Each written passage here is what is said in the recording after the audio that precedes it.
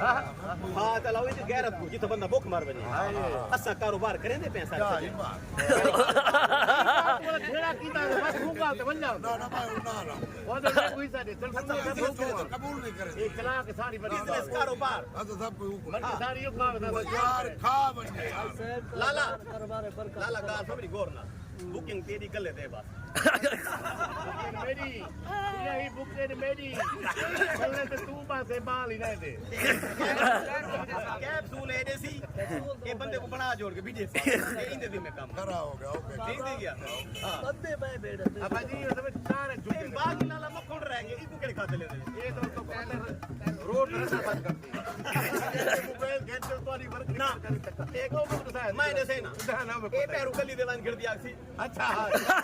अरे बेटे आओ काल सुन जले इने कीता ना बंदा फिर ते बाहर आया चलो भाई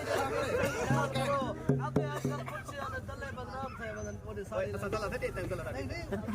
ये चरी बात नहीं है मुझसे तले ही होना अधिकार सुनो मुझ चले तले दाढ़ी ने तले कदी मम्मी डैडी सुनो तले मम्मी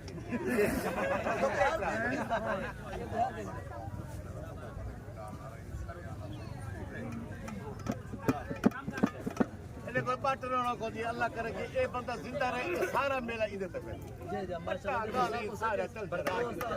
पूरे थोक ताजा